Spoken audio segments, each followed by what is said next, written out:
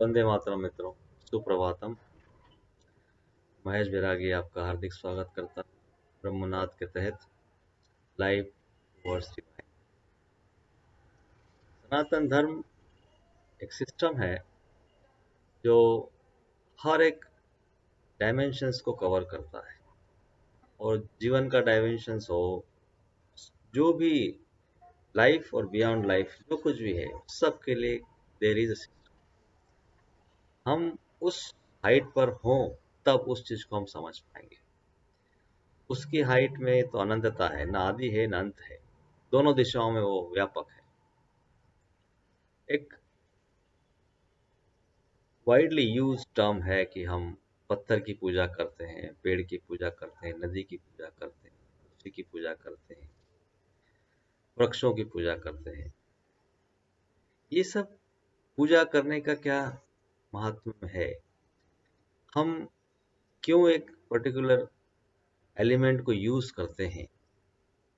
मित्रों, जब हम उसकी पूजा करते हैं, उसके भाव में एक उच्चता का भाव हमारे अंदर होता है, और जो उच्चता का भाव ऑटोमेटिकली आपकी चेतना को लिफ्ट करता है। ऐसी जनजाति है मित्रों अफ्रीका में कि अगर वहाँ कोई कम्युनिकेशन का साधन नहीं होता है, जंगल में किसी को बुलाना है, कोई मैसेज देना है, तो एक गांव के बाहर एक पेड़ होता है।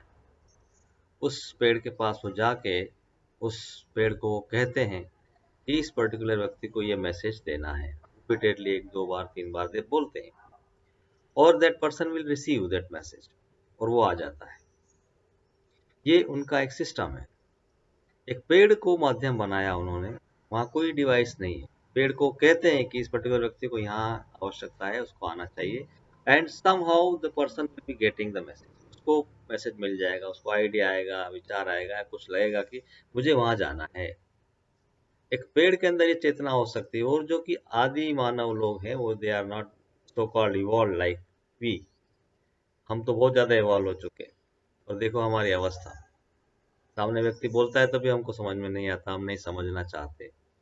वो पेड़ से माध्यम, वो सनातन धर्म के अंदर है मित्रों, कि हमने, चाहे वो गोवर्धन पर्वत हो, नर्मदा नदी हो, गंगा हो, जमुना हो, सारी नदियां हो, और हजारों उदाहरण है मित्रों। जब आप नर्मदा परिक्रमा के लिए जाएं, देखें कि किस तरह से लोग माँ नर्मदा के साथ जुड़े हुए हैं, how physically she is providing everything. ऐसे ऐसे लोग हैं, ऐसे ऐसे योगी हैं जो माँ से कहते हैं कि मेरे यहाँ मेहमान आए हैं, आप भोजन प्रोवाइड करें, and within few minutes there will be something to eat. नदी में आ जाएगा, कोई देने आ जाएगा, कोई ना कोई व्यवस्था हो जाएगी। हाउ इट इज बीइंग, हजारों लोग, हर व्यक्ति से आप ये महसूस कर सकते हैं कि हम नर्मदा मैया की गोद में रहते हैं, और वो ही हमको खिलाती है, वही हमको सुलाती है, हमारे पास कुछ नहीं है, हम उठ के चलते रहते हैं बस। एक नदी की बात है। नदी की चेतना से जुड़ने की आवश्यकता हमको समझना होगी। नदी ईश्वर है। नदी के अंदर एक सूक्ष्म भाव है। नदी एक फिजिकल फॉर्म दिखाई दे रहा है, लेकिन फिजिकल फॉर्म के पीछे सूक्ष्म जगत है पूरा उसके अंदर। और जितनी गहराई हमारी होगी, जितनी हम डेप्थ के साथ उस नदी की तरफ जाएंगे, उस नदी को एड्रेस करेंगे, उसका विश्वास से अपने जीवन में स्थान देंगे, उतना हमारी उन्नति है, उतना हम उसका बेनिफिट ले पाएंगे।